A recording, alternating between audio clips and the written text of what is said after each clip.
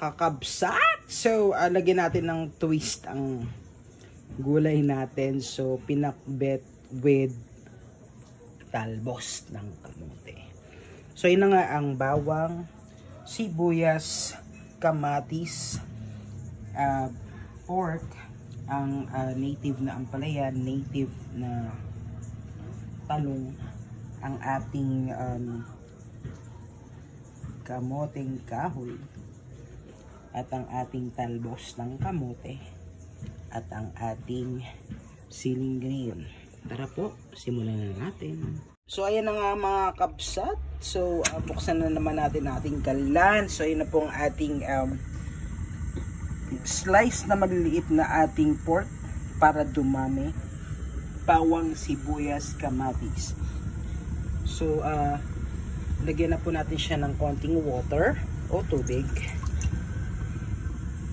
Lagyan na po natin ng ating asin. Then ang ating pork. Yan po ang magiging sahog natin, mga kapsat. Okay. So ayan po, palalambutin, pakukuluin, palulutungin, pagmamantikain. Okay. So ayan na nga guys, ilagay na po natin ang ating magiging pinaka-special na sahog. Maglagay na po tayo ng konti lamang garlic para maglasa po siya habang pinapakuluan natin ng ating pork. So tapos tsaka po natin siya balikan after few minutes later. So ayan na nga mga kapsat, medyo natuyo-tuyo pa lamang siya, pero mas masarap yan pag nagmantika siya. Tapos doon na po natin ipiprito yung pinaka-pork. So set aside lang po natin. O diba? So yun na nga guys, nakakabsat. Medyo nagmantika ng ating pork. Masarap kasi yun yung medyo malutong-lutong na. So balikan po natin siya after few minutes later. Kahit konti lang yung sahog nyo, pag yan po ay nagmantika. Ay naku, sinasabi ko po sa inyo. Ang sarap po niya. Wala pong kaduda dito.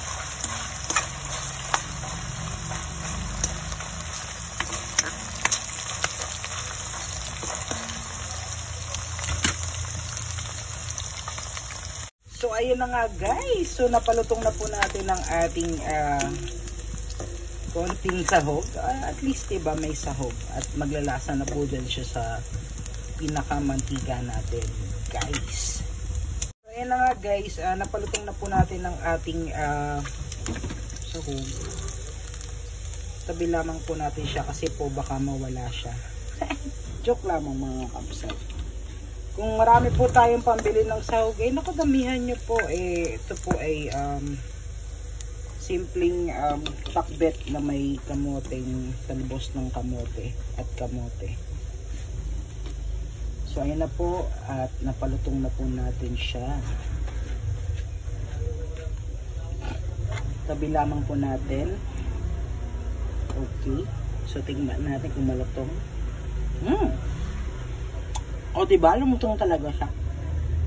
Pagkatabi po natin ng ating pork, lagyan na po natin ng ating bawang, ng ating sibuyas. O diba? So ayun na nga po.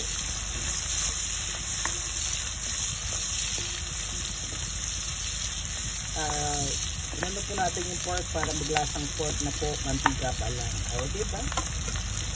Mahalaga, masarap. Ayun na nga guys, mabilis kasing maluto ang bawang at ang sibuyas. Tapos lagyan na natin ang ating kamatis.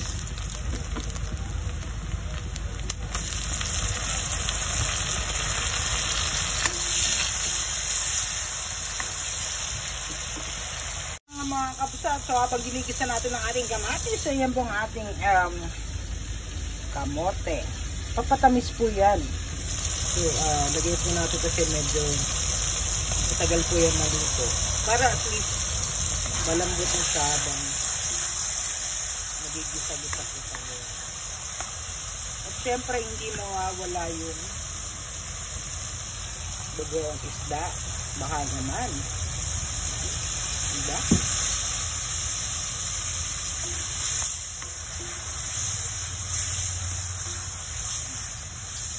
Yan pa lang, halimuyak na po yan sa sarap. Ako nga, yun pa lang. Naku, yan sa akin, ulam na yan eh.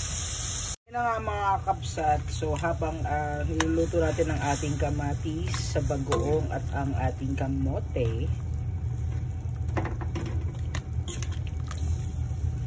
maglagay na po tayo ng konting seasoning para mag-subside yung alat po ng ating bagoong. Then yung pinagugasan po natin ng sinain, konti lamang po. Tapos balikan nga natin siya after a few minutes later para lutong-luto ang ating kamatis at medyo luto na ang ating kamote. Ayan po, balikan po natin siya after a few minutes later. Ayan na nga mga kapsat. So slightly cooked na po ang ating tarong. Yung mga in-between naman, diba? So, andito po ang ating ampalaya. So, ilalagay din po natin yan. Kasi, sa aming mga Ilocano is, we love yung mapait talaga. I don't know with the other members of the Philippines. Mas mapait, mas masarap for us. Yan po, lagay lamang po natin yan. Ayan na nga mga kapsat. So slightly cooked na po ang ating tarong. Yung mga in between naman, diba? So andito po ang ating ampalaya. So ilalagay din po natin yan. Kasi sa aming mga Ilocano is we love yung mapait talaga. I don't know with the other members of the Philippines. Mas mapait, mas masarap for us. Yan po, lagay lamang po natin yan. Na nga po, nailagay na po natin lahat ng ampalaya. Hindi po siya technically kailangan ng haluin ng haluin. Konting halo lang po para po lumasa yung nasa ilalim. Kasi doon po yung pinakakamatis. Ayan. So balikan naman po natin siya after few minutes later. So ayun na nga mga kapsat, after a few minutes later, kita nyo naman po luto na ang ating kalong at ang ating ampalaya. So para medyo may konting anghang man po, meron po tayo dito sining green. Ayan po, para kumagat man siya, diba?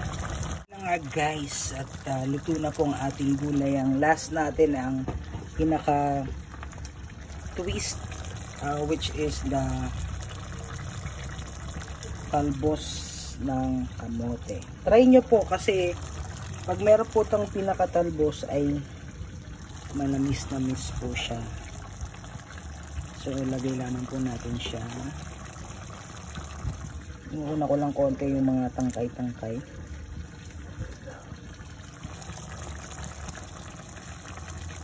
Lagay lamang po natin siya.